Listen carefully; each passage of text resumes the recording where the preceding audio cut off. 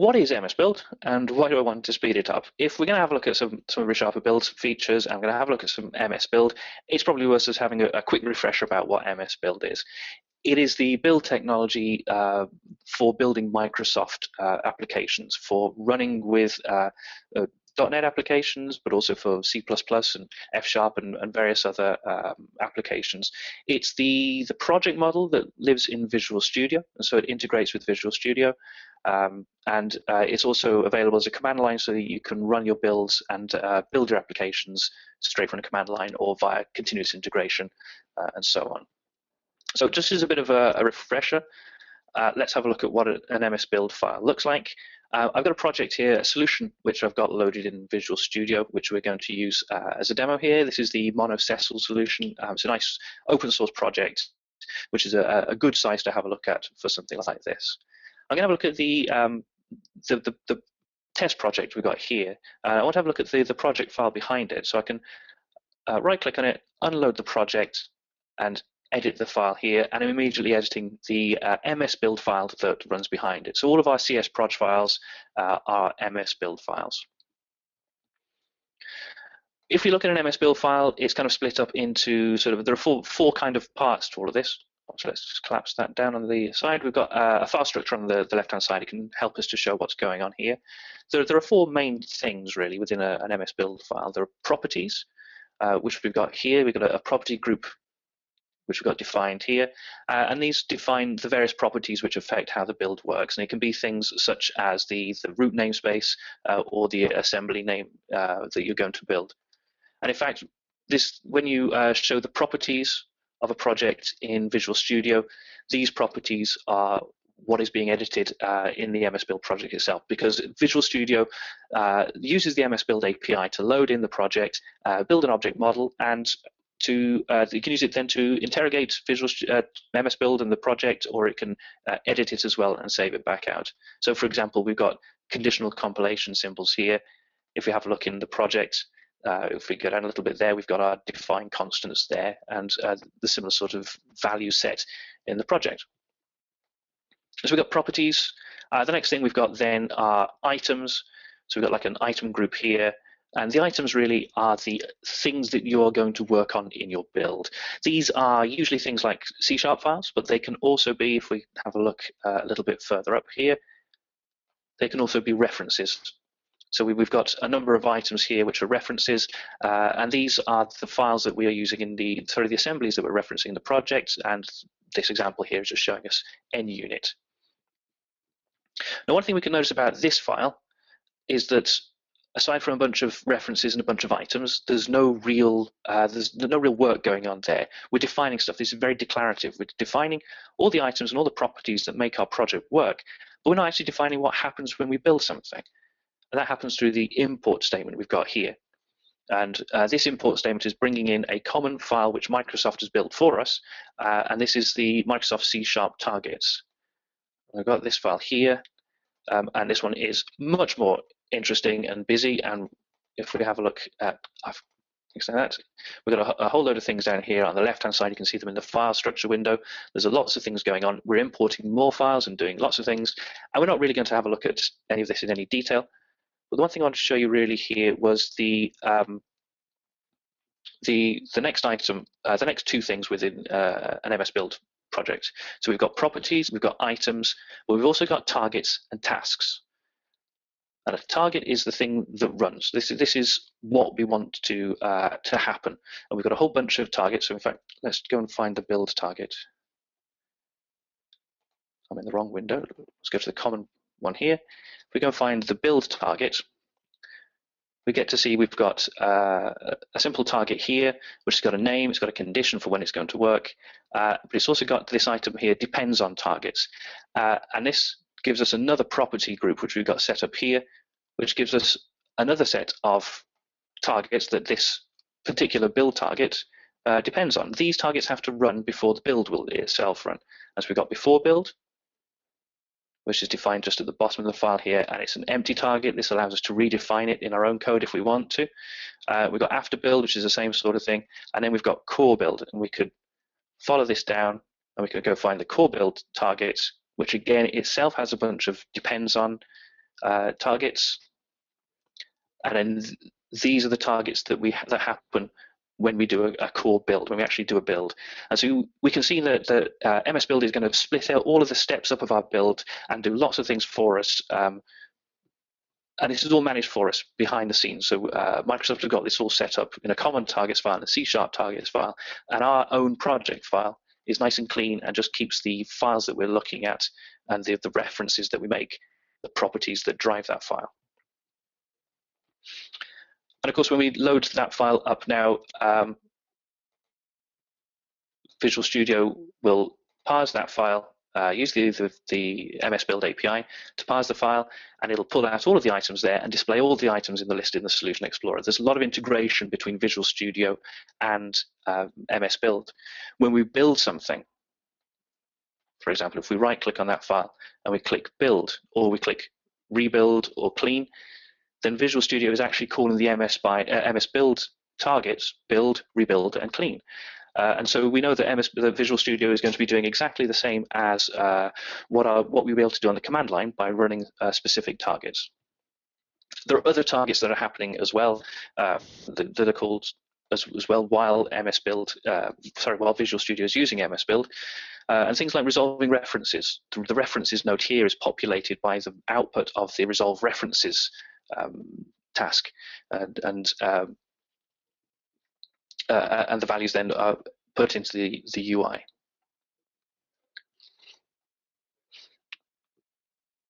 Okay, so MSBuild then allows us to run things from the command line, so that we can do things in continuous integration scenarios. We can use that for building things just in the command line as part of a batch or part of a build process overnight to get our products ready for release and so on. Or we can use it as part of Visual Studio, and it is very useful then to get our code working.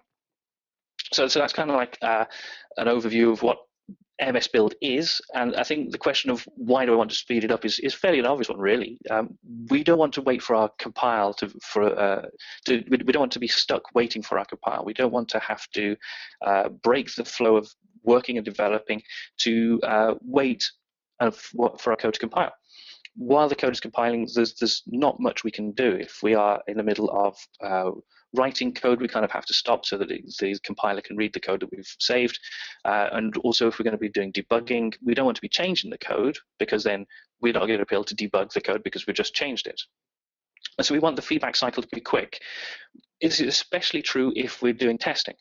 If we're doing testing, we want to be able to build and then start running tests very quickly. We need that to be able to happen as fast as possible with as few interruptions as possible, and keep in the flow, keep working, keep the feedback cycle tight, and get working.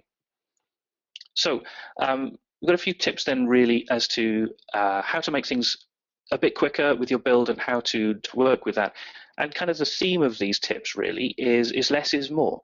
The idea is if you do less in your build, then you're going to have a faster build. And this kind of is one of the easiest things to say here, one of the sort of simplest way of looking at things.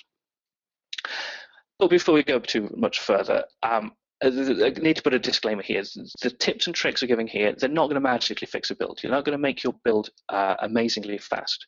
ReSharper Build is going to help lots, and I won't deny that, but the other tips here, they're not going to magically make your build super fast. They can help reduce the build time, and if that comes down from 2 minutes to 30 seconds, that's great. If it comes down from 30 seconds to 10 seconds, that's great, especially if we're running that build frequently. However, it's just worth remembering that this is about shaving time off a build rather than drastically cutting down the time. Of course, ReSharper Build will help with that, but we'll come back to that. So what are we going to look at when we're speeding up MSBuild? There's a couple of things, really. There's some common sense things we can have a look at. There are some specific things, and then we'll take a look at ReSharper Build itself.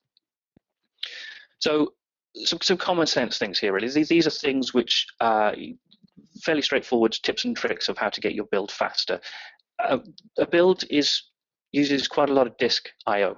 There's a lot of reading of references, compiling, writing temporary files, writing assemblies. There's a lot of disk I/O going on. So get yourself an SSD, get yourself a fast hard drive, get yourself lots of memory, and get your source code projects, your source folders excluded from any antivirus scanners if you can. there's no point in virus scanning your compile directory because you've got this little island and everything else that is being virus scanned is getting copied into there. So if you're pulling a reference into a source control, a source product, it's coming from a part of your disk which has probably already got virus already on there. If you're pulling down a NuGet package, it'll be scanned on the way through. So try and get your basic machine as fast as you can. It's a simple thing you can do, and that will have a big impact on how fast your build is. You want to be building in parallel. You want to be able to trying to build multiple projects at the same time. If you're using a later version of Visual Studio, 2013, 2015, this is all handled for you. You don't need to worry about this. If you're using an older version of Visual Studio, you either want to upgrade or ReSharper Build can help with this because ReSharper Build also works in parallel. See, the next item is it really is a common sense tip, and it really is the whole less is more idea as well. We want smaller solutions and bigger projects. The idea here is very simple. One project of 10 files is going to build faster than 10 projects of one file. So make sure that your solutions are as small as you can get them. Don't have a solution which has got more projects in it than you need to be using at the time. ReSharper is as you'll see, ReSharper doesn't really follow this advice, and we have a lot of projects in the solution all at the same time. But if I'm working on a feature for C#, for example, why should my solution include the features for parsing JavaScript or HTML or CSS? They're just sort of adding to the memory pressure of the environment. They're slowing down the build because they're being affected by things and so on. So we want to try and push some of those projects out, make those into NuGet packages or file references, or try and push them out so you've got a more focused solution. A bigger project as well. The compiler can compile faster than a project can build. So you want the compiler to be the bottleneck of your build. You want the compiler to be the main time sink that happens in the build rather than everything else. But the compiler can work very well with lots of files. So you want to have you want to pull your projects, you want to pull code into your projects and make them bigger. We've all worked on solutions which has got like a website, a data access layer, a business logic layer, and so on. Packaging those up as separate projects is great from a layering point of view, but it is just going to be increasing the time it takes to build because we're having to build multiple projects rather than building the code. So if we can be disciplined enough to make sure that we keep our layering while also having the code in the same project, then that's a great thing to do because it'll increase the time it takes it it'll decrease the time for your builds. So let's look at something concrete then, something which we can actually do then, which is going to speed up your build. If you do a Google for how to speed up your build, you're going to get a lot of hits really for CopyLocal, for disabling CopyLocal. So first off, what is CopyLocal? CopyLocal is when you are referencing an assembly, it is by default set to CopyLocal. So CopyLocal is set to true. What this means is that when you build project A, the output of project A is copied to the bin folder as along with project A's references. When you build project B that references project A, project B's bin folder gets a copy of project B's output plus its references, but also it copies in project A and project A's references. Project C then pulls in project B, project B's references, project A and project A's references, as well as project C and project C's references. And before you know it, you're copying around a whole lot of files. There's a whole lot of disk I/O going on, which slows down your build, which is slow in itself, and you've got a lot of duplication everywhere. And this is because by default, the location, the output location of your projects is a bin folder which is private to that particular project.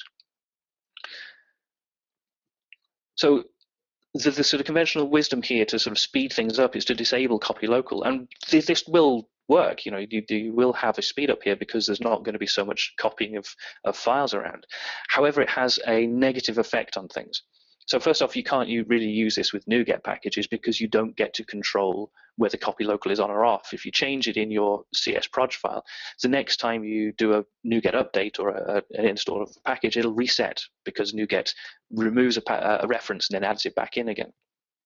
So it can't really stick with NuGet packages. And it doesn't really work well with tests either. When you got a test assembly, you want all of the references associated with it, so that when you load up the test, it can find everything that it's trying to run, so that it can actually run the test and work. So the solution really is a very simple solution. You have a shared bin folder. This gives you a big win, really, in terms of speed, because when you build Project A goes to the shared bin folder as long as any of its references. When you build Project B, Project A's references and output is already there, so Project B just needs to copy its own stuff there. Project C, again, it only needs to copy its own stuff there. So there's much less disk I/O going on there. We get one copy in the bin folder. It's conditionally copied based on timestamp, so Project B doesn't have to copy Project A stuff because it's already there and it's already up to date. So there's only one copy operation per item. And this has a big win on the speed of your build. And this is something which we do in the ReSharper team. We just have a single bin folder which everything is built into. And this works well with tests as well, because then everything is in the same folder and you can access everything. And when you run your test can resolve everything and can build appropriately. One note here is so something which I've encountered in a previous job is that this having a shared bin folder, you need to make sure that you have a single source copy. So this was especially true of file references. But if you have a project, a couple of projects which reference a couple of assemblies, such as like a common logging assembly, make sure that they're only referencing a single value. Don't have multiple copies in your repo which have got maybe different versions or definitely different timestamps, because they will fight over which one gets written last into the bin folder, and it'll continue to update and it will cause problems.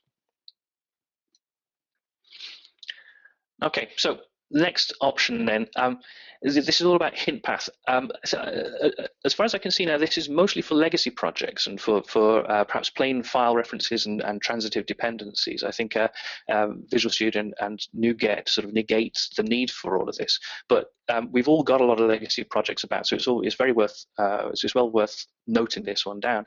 When you add a reference, in the MSBuild file, you get you can add a hint path, and the hint path is basically the location of the assembly that you're referencing. We will always want to specify a reference, because if you don't specify a reference, MSBuild will try and find it for you, and there are a lot of folders in the default search path. So if we go and have a look at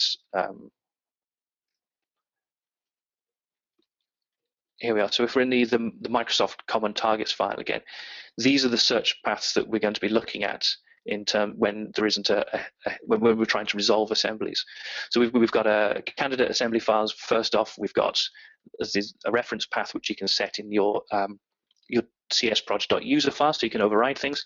Then you get the hint path, and so it should resolve quite quickly as long as it's in your CSproj file as appropriate. And then it'll start checking the target framework directory, and then it'll go to the registry. And if we have a quick look in the registry, which I've just closed down, one sec.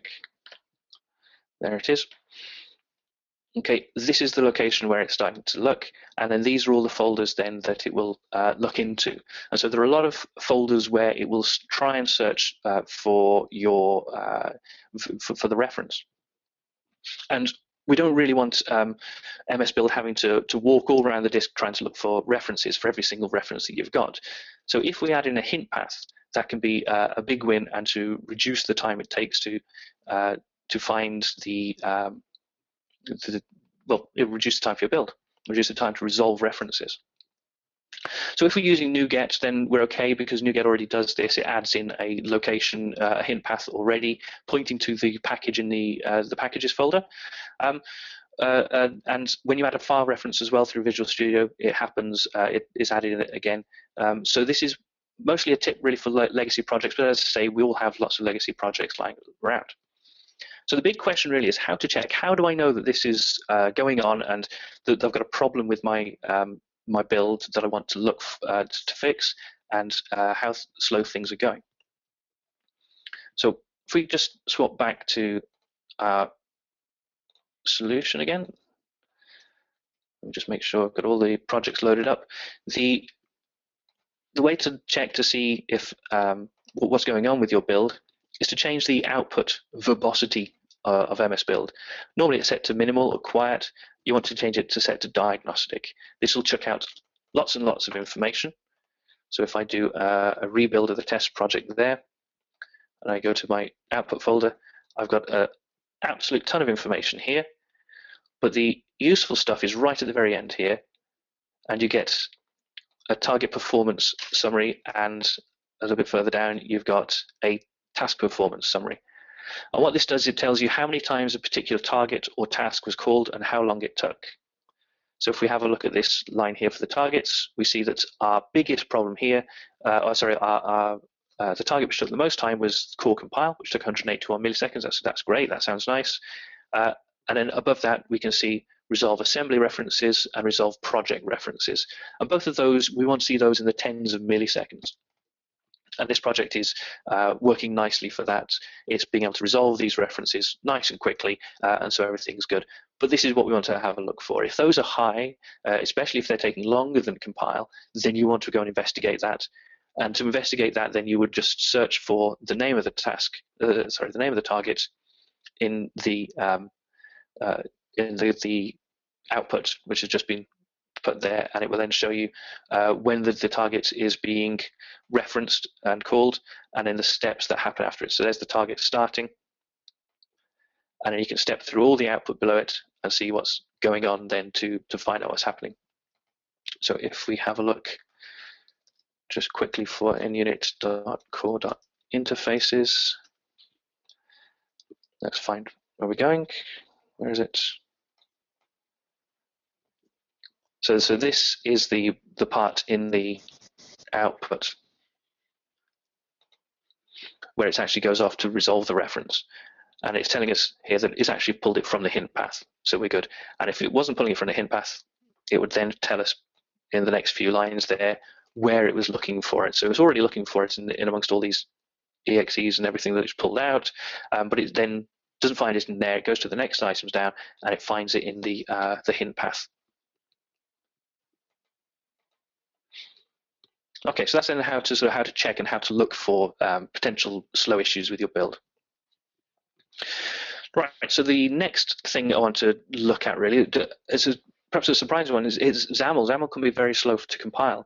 XAML is Microsoft's XML language for defining WPF UI, for example, and it can be very expensive because it does a multi-pass compilation. So XAML can reference types, so it's used to instantiate types and build an object tree, an object graph, and it can also reference types that are part of the current project. And this causes a problem because XAML gets compiled and inserted as a reference into the project. But if it's referencing types that are in the project, there's a whole chicken and egg thing here, because how does it get embedded in the project if it needs to reference types that are already in the project? And the way it does this is with a multi-pass compilation. So it'll do a first pass compile for all the code, for all the C# that's in the project, and then any XAML that doesn't reference any code in the project. And then using this temporary assembly that gets built, it then compiles everything again for the XAML that does reference the code in the current project. And it can then sort of reference everything correctly, package everything up, embed the references, and compile appropriately. But this can be expensive. I mean, that's effectively doubling the time of your project. If you're bound by compilation time, then if you have to compile twice, you've doubled the time of the build of your project. So you want to try and avoid this if you can. So ideally, the solution should be that XAML should only reference types in other assemblies, which really means keeping your views and view models in separate projects. This, of course, then goes against the advice to make your solution smaller and to have more bigger projects. But it is kind of like you just need to weigh one off against the other and to decide which one is going to be more appropriate. Okay, so the last thing I want to show you then, this is something which is really useful, and it's going to be really useful for when for various things to do with ReSharper Build, is incremental compilation. And this is the idea really that we want to avoid custom build steps. So a custom build step, Visual Studio has a very nice little feature. If we bring up the properties of a project, So in the build events tab here, we've got our pre-build event command line and the post-build event command line. It's very easy to add something in there. We can copy files around. We can run a process to do a thing to whatever we want it to do. It's very helpful, very useful. But it's a kind of a black box. It'll get run. We can say that it gets run always on a successful build or when the build updates the project output, but that's the only granularity we've got of it. So we don't get to say it's a proper incremental build. We don't say when this file changes, update this, but don't do it at any other times. So we might be able to run a build and it can update a part of the build, but then the post build would already always run. When we don't want it to, because we haven't updated the thing that's important. So what we really want to do is do incremental compilation. We want to use a target with an input and an output. Like we saw here, for example, core compile does exactly this. It takes in the inputs and it lists all the outputs as well. And MSBuild can do analysis against this. It can look at all the inputs, look at all the files that are coming in, get the timestamps of all of those files, and compare that against the timestamp of all of the files that are going to be used in the output. If all the outputs are up to date with regard to the inputs, it doesn't run the target. And so we can have something then which is much more efficient, because doing less is better, it's faster. We're going to have a better time of it. So we can do this quite easily with our own projects by just simply following the same pattern. If we've got a target which we create, we can specify the inputs for it here, and here I'm just passing in the value of the file group here, which is just source.txt, and we can specify the outputs, which is going to be putting it all into the destination folder. And if the timestamps of those do not match, then we run the copy task, and the copy task will copy the file across. And so if we have a look at the folder here, we can see we've got a source file, and we've got our project there, but there's no destination. So if I just run MSBuild foo.proj, we get to see that we're creating our directory and we're copying our file because the timestamps were fine. So if I have another look now, we've got a destination folder, and if I do their destination, our source file is in there. If I run MSBuild again now, then nothing happens. The target is skipped because it's all up to date. This is great. We're doing less. It's going to be faster. It's going to be better. And of course, if I edit my source file and save that, and if we run that again, then because it's changed, it knows to update the source file, and we've got an incremental build. Do it again, and of course everything's fine, it skips it, and it's good. So we can do that here now with our targets, and we know what targets to override because very conveniently in the CS_proj file down at the bottom, we've got the names of the targets which we can override to be able to do this. So we've got a before build target and an after build target, which we can customize ourselves. We can add inputs and outputs to that, and we can do a incremental build based on those for the appropriate time. Okay. Right, so I'm going to show you some of ReSharper Build now. Before we go any further, I guess, have we got any questions that we could take a look at right now? Or are we doing okay?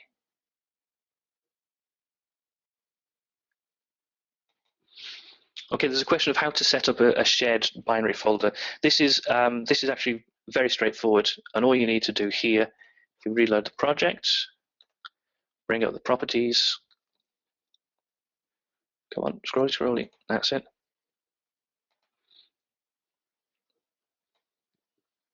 It's all in the output path here. The output path is relative to the location of the CS_proj, so you can just do, go down a directory, go down 2 directories, and do shared bin and so on. And so you can just need to change that for your projects you've got there. That'll get saved into the CS_proj file, committed in, of course, and it will then work for each. You need to change it for each configuration you've got here, this particular solution has plenty. There's usually only a debug and release. But if we switch between debug and release there, we'll see we get a different value going on there. So that's how we set up a shared bin folder.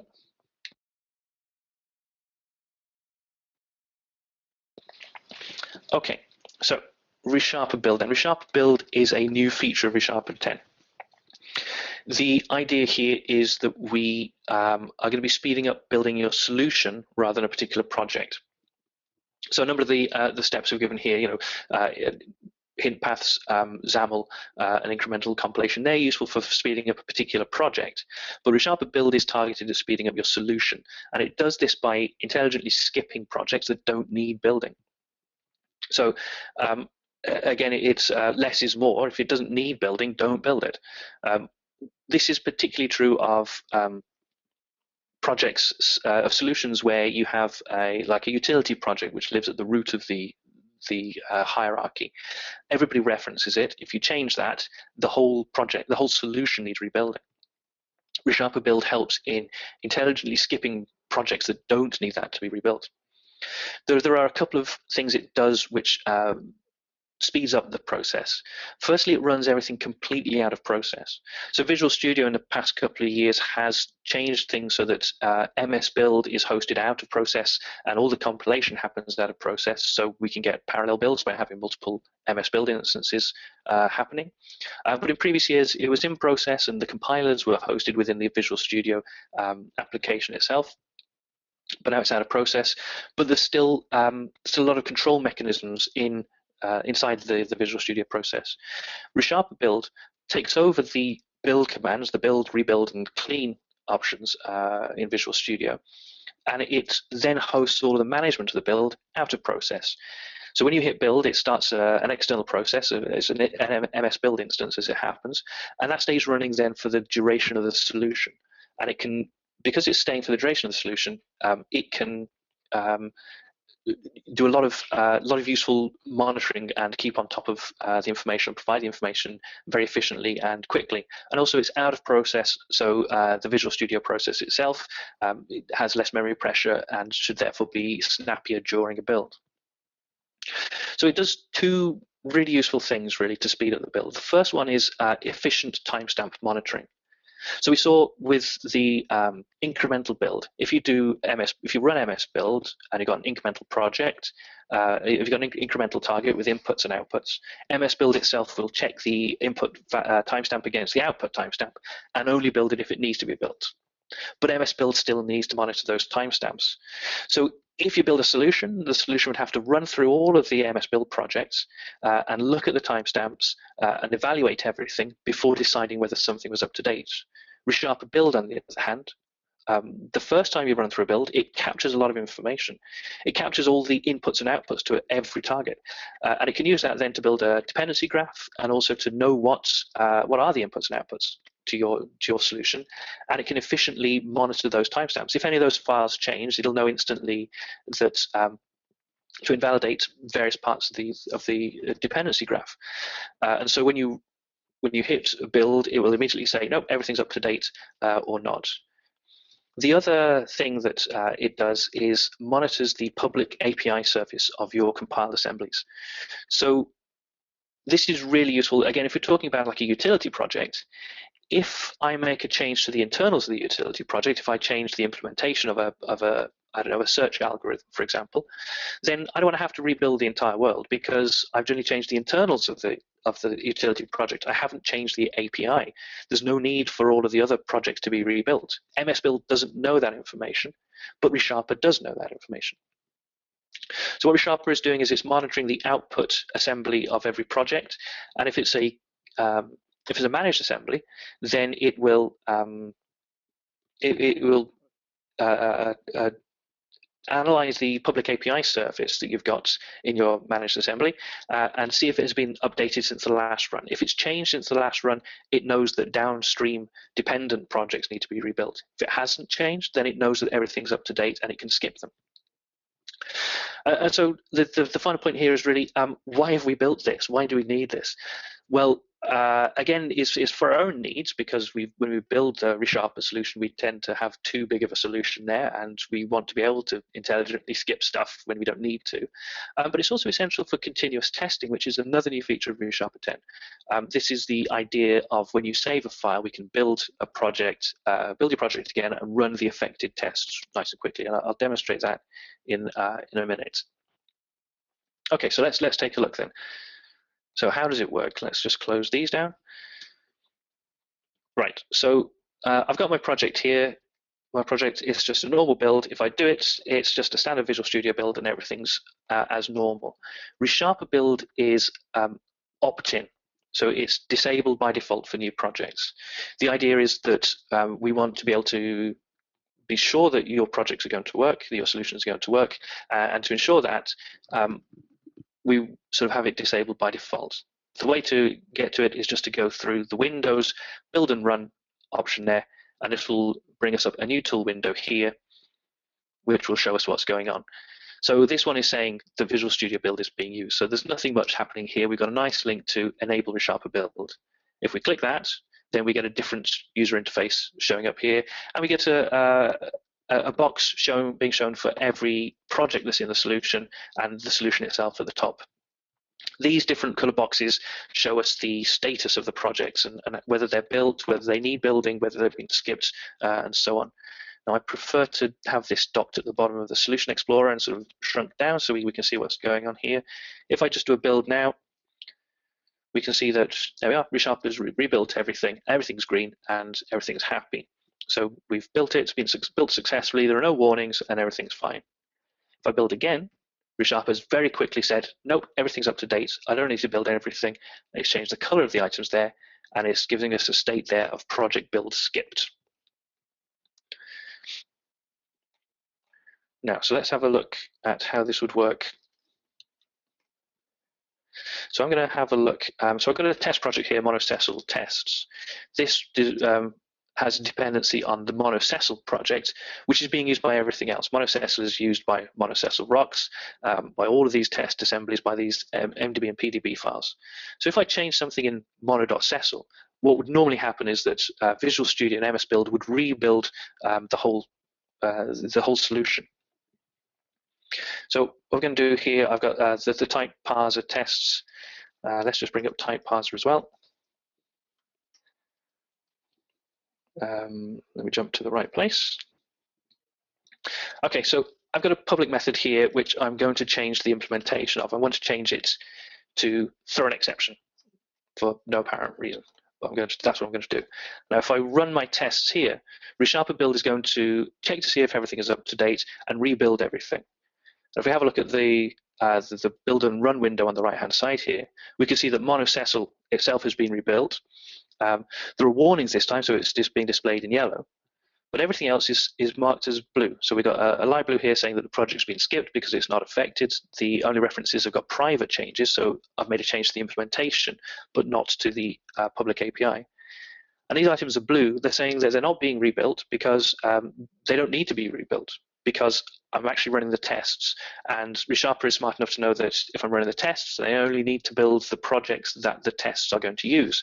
So the tests are for monocessal test project and also monocessal. It doesn't need to build anything else. So it's already reduced the time it takes to build everything there. So now this one has warnings. If I want to look at those warnings, I can double click on the file. All right, and the results open here in the build results window. This is a little bit odd, it has to be said, because we're actually being displayed in the find results window here. This is a change which happened so late on in the EAP. We had a separate build results window, but we weren't happy with the implementation, the design of it, and so we're going to change it. So we rolled back to the internal prototype that we had already built to this, which means that we are in the find results window. It's a little odd that it's there. This will be a change we'll be making in a future version. But if you just double click on the project, it'll open up the window for you and it'll show you. The one useful thing of having in the find results window is that we get a lot of the useful features that the find window already has, such as grouping. So we can group things differently. We can have a plain list. We could group by the types that are affected. So for example, we know that there is a warning in the type crypto convert because we're saying that the variable is declared but never used. We could also, reduce that down by the type and the member and also the namespace and have things there. Or we can group by the file or the project. So we can group by project structure, however we want to do it. Also, we can filter here so we can show errors, warnings, messages, and so on, or show everything. And so that will give us more information here, such as standard out information, should we want it. Or we can show just errors. So if we turn show all off and show errors or show warnings, it'll show us what we've got there. We can also show us the code itself as well. We can have the preview pane there. And we can navigate to it too. If we just double click, we can navigate there. If we hit F8, we will navigate, or Shift F8, we will navigate around just as we do normally. Or because it's in the sort of find results view, we can use the go to previous and next location to navigate around our errors and warnings as well. So I can do this again. If I comment that out, I'm making a change to the internals of the code.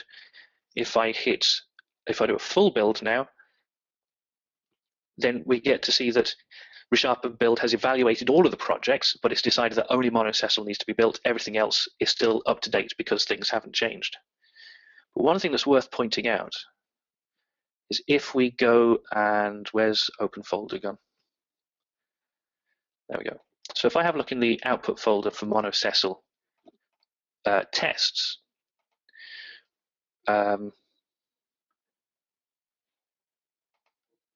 where are we? No, I've moved it to another location, didn't I? The idea, let's go and have a look in a different folder. I shouldn't have moved that to another location. I can't remember where I put it. Okay, bin, debug.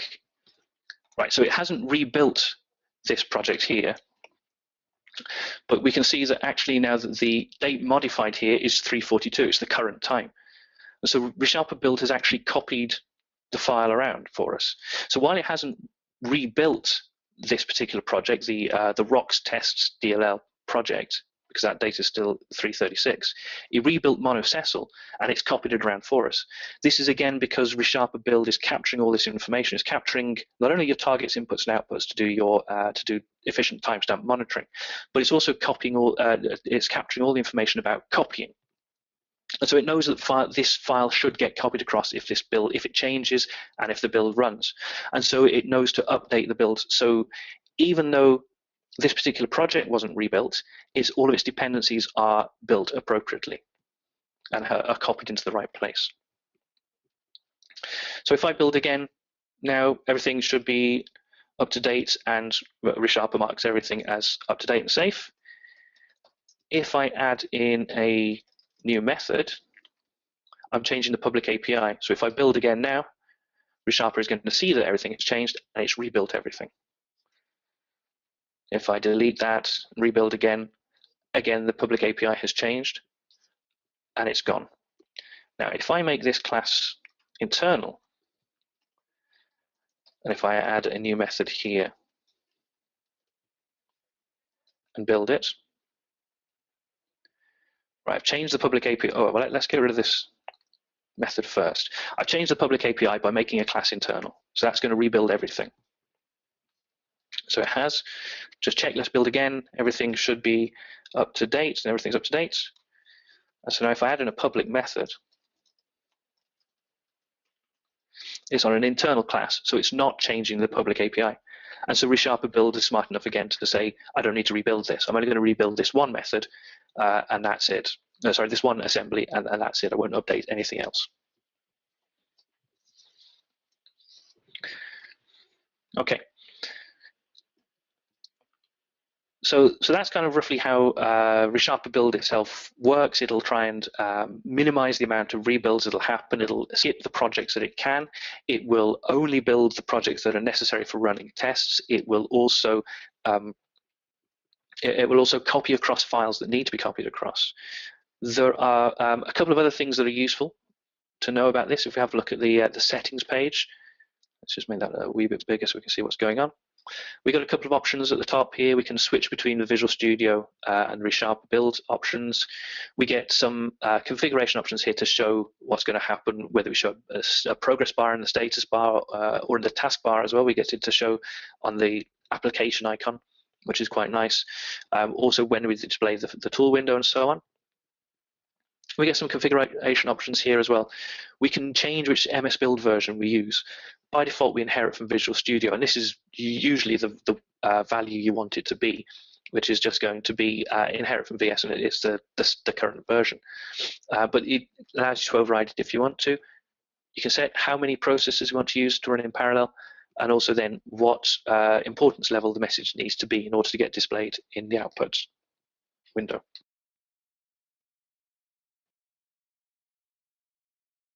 These last two boxes in the settings are very important. They're very useful.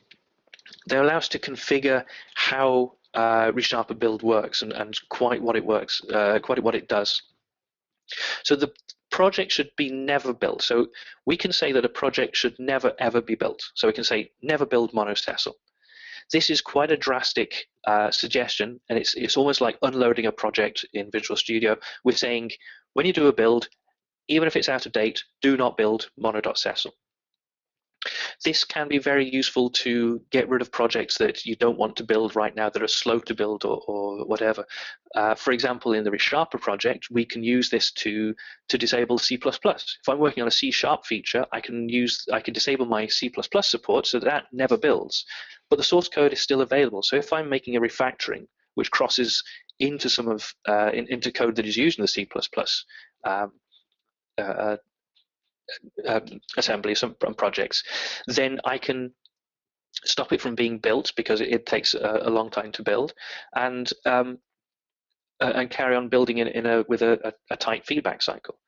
Of course, it's quite a drastic option here because if you've got that checked, you could easily get build errors because you haven't compiled it, and there could be a compile error there. So what is useful is to use this in conjunction with solution-wide analysis. So if you disable a project from being built, but you've got solution-wide analysis on, you'll be able to see the compile errors without having to compile because ReSharper is showing them to you. On the other side, we've got projects should be always built. And if we tick this, what we're saying here is even if ReSharper Build thinks it's up to date and thinks it doesn't need to be built, always build it. So this is basically saying skip the heuristics.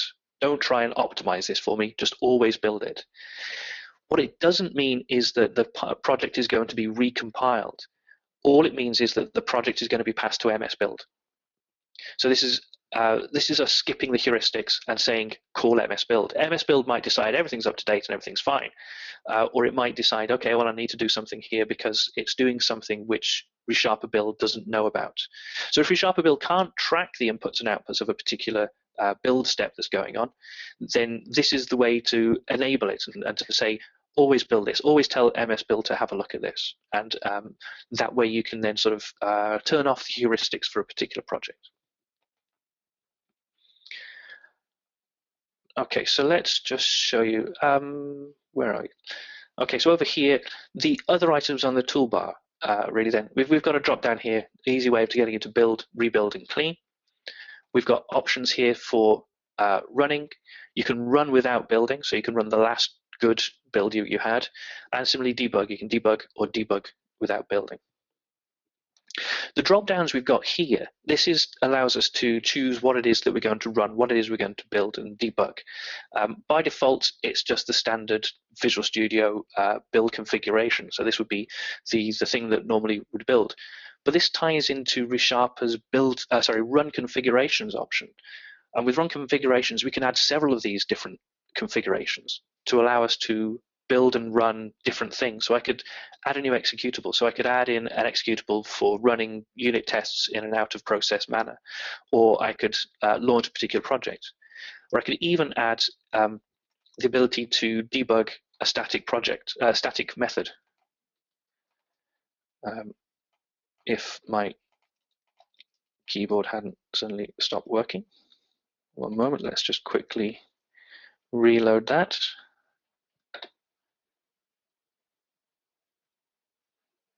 Come on. Okay, monosessel, let's load that back up.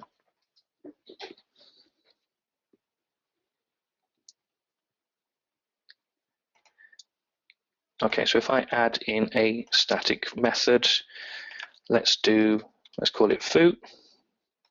Let's run mono.sessel, the project mono.sessel, and we're going to run mono.sessel.type parser.foo. And we get an option here. We can say, what's the default option? Debug, run, or profile. We'll just say debug. We'll click that one and set it OK. And we've got a method here. Let's put an option there. We can see immediately we've got our item here, to a run configuration icon here, which we can then use to allow us to debug and debug without building.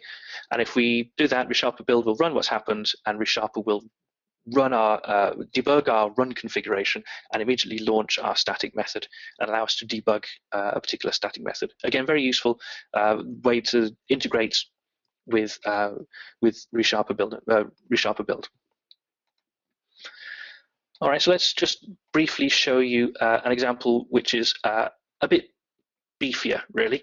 This is the ReSharper solution. It's actually a configuration of the ReSharper solution to show you to running and compile .peak. We can see that it's a nice big 235 project solution. So I'm really not following my own advice of having a small solution and bigger projects. But this is what I want to show you, that we're working with ReSharper Build. We can see down the bottom here, if I do a build, that nothing really is happening. We've got the light blue, which says that the project's been skipped and nothing's changed. And if we build a project, then everything is up to date and we're all good and we're all clean. So if I want to run a test here, so I've got files here which are in one of our root projects. It's in the shell project, which is used by just about everything. It's some very deep core integration with Visual Studio and launching the whole open shell thing, which hosts .peak and so on. And if I want to, I can run tests here and it will build everything. It'll run my test. Hopefully run it any second now. And we've got a failure because I've changed this here already. So what I've got here now is a project, a file which is in the shell project itself. So let's say I'm going to be fixing this test now here. This is the value. I was passing null there. I need to be passing in the parameter key. And if I make that change, this is a core project, and so it should be used by everything. Normally, if I make a change to the implementation of something here, then MSBuild would rebuild absolutely everything. But instead, if I build this now, if we have a look on the right-hand side of the build and run window, we see that ReSharper Build very quickly identifies that the shell project needs to be rebuilt, but nothing else does. All of these other blue projects, they don't need to be built. Here's they're saying they're not rebuilt because the projects that it references, the shell project, only has internal changes. So this is a very, very useful way of avoiding building everything that we've got going here. Okay, so let's just wrap things up a little bit here then. So ReSharper Build. So what does it work with? It works with copying dependencies when projects are not built. So I showed that if we rebuild a root project and other projects are skipped, those other projects still get the root project copied into it. ReSharper keeps a track of things which should be copied, and it will sort that out for you. It works with any MSBuild project, so it can work with C++ and F# and so on. C++, you don't get the public API monitoring because it's not a managed assembly, and so we can't look in to see what the API has changed because we monitor the compiled output. Whereas F#, we support the public API monitoring because we look at the compiled assembly. We don't need to understand the F# source code, we just need to understand the compiled assembly and generate an idea of what the public API is there. It also works with non-source files. So if you've got resources, we know what the inputs and outputs are to all the targets. So if any of the inputs change, we know to rebuild things. So the public API monitoring is via the compiled assembly. So we don't need to know what the source files are.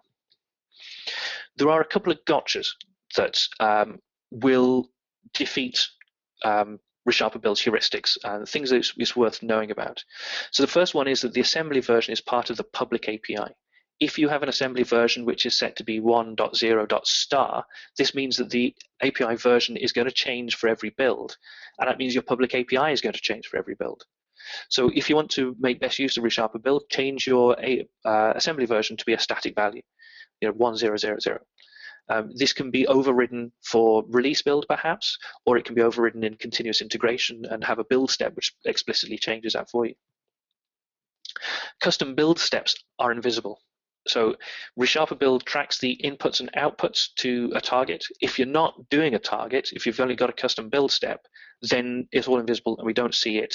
And so you can have a project which doesn't run when it should.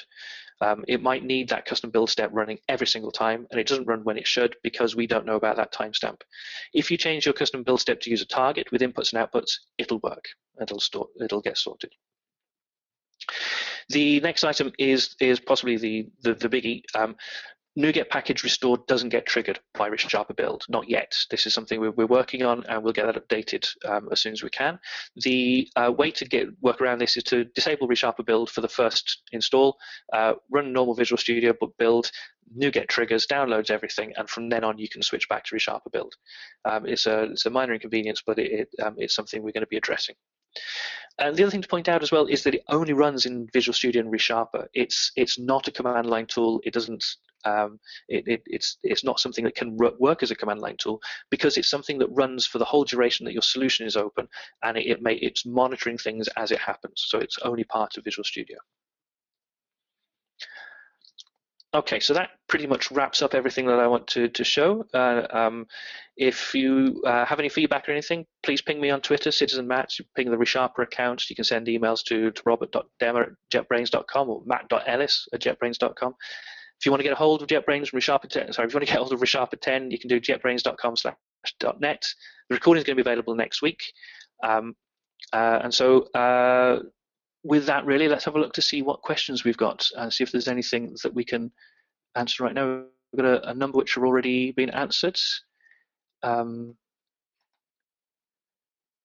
Yeah, so there's a question about pre and post build events. As I say, these need to be converted really into custom targets, which should work as appropriate.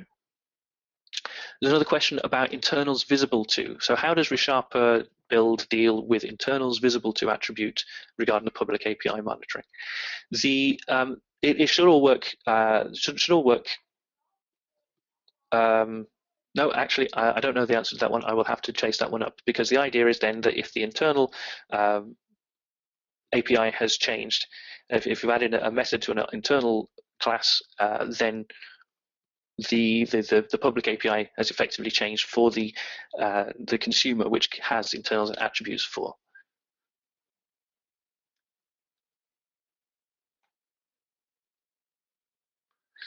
So let's just see what else have we got. Can you ignore some projects from being built? So yes, that's the items we've got in there.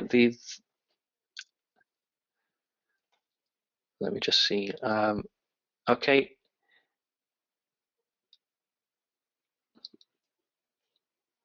Right, so what have we got? It appears that ReSharper Build will try to build all projects in a solution, ignoring the current VS configuration.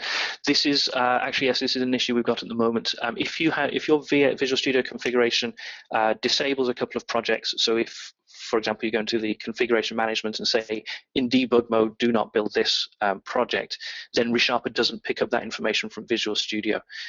To replicate that, you have to put that also into the do not build options in ReSharper Build.